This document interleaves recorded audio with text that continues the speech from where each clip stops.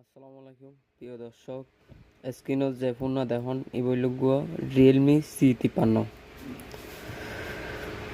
তো মূলত সমস্যা হয়ে দিবার ডিসপ্লে নষ্ট হয়ে গিয়ে ডিসপ্লে একটু একটু দেখা যায় আর রইলে টাচ নদরের সেক্ষেত্রে যাই পুরো ডিসপ্লে চেঞ্জ করে দিলাম। তো এখন দরের আশা করি অনাদি এরকম mobile Realme Oppo Xiaomi Samsung itel তো এর মাঝে যদি ফোন নষ্ট হয় ওনার দি তাহলে আর চিন্তা নকরি আর এগিনোর ডিসপ্লে মাদারবোর্ড সিপিইউ আইসি পাওয়ার আইসি সব কিছু পাইবান। তো আশা করি মোবাইল নষ্ট হলে ফেলানো দিবেন। তো আজ দেখেও আর ডিসপ্লে ফালদানোর পরে এখন বেগিন ওকে দেখার তো আবার ফিটিং করে ফেলাই।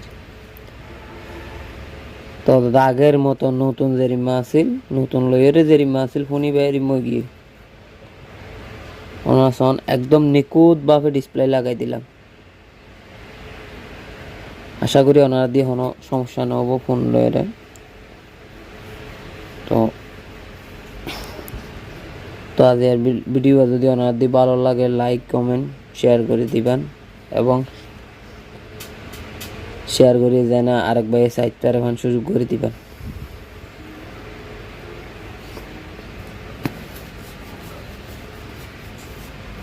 তো দেখুন ওনার স্ক্রু আবার নাটটা দিয়ে ফেলে টাইট দেওয়ানোর পরে ওদের আবার নতুন বাপা মোবাইল নতুন যে মেশিন রিমুভ যাবে।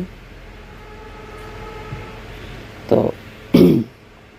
আর কিছু হতি নইব আসলে মানুষ হয়তো মেকানিকের হাতে যাইলে মোবাইল কোলা বাঁধা করার সময় মানে বিভিন্ন ফাঁস কুলিলে ফেলে আসলে মানুষের ভুল ধারণা। কারণ এটা ফাঁস একখানলে ফেলাইলে অনেক কিডনি গোলা ফেলাইলে মানুষ বাঁচে না, মারা তো যাইব। মানুষের ইয়ান হইলে ভুল ধারণা কত হইলে ওনার তো বিশ্বাস না লাগে ডাকে যাই বইয়েরা হাজ করিবে। এটা আরেকখান সমস্যা হইলে গো সাইডের ক্যামেরা ধরো ক্যামেরা তুলে রাখি দিলাম এবার তো আরোগ্য মোবাইলের তো না হারিব ওদের সেম আরোগ্য মোবাইল একই সেম অপরিব তো হারিব না। তারা কুলি কি হারনে রাখি বহুত মানুষের মেকানিক কুলি রাখি দিয়ে বলি আসলে এনাকান গুজব ওনার সন এবার গ্যাডার দিয়ে আবার নতুনভাবে ফিটিং করে দিলাম। আশা করি ওনার তো ভিডিও ভালো লাগে লাইক কমেন্ট শেয়ার করে দিবেন।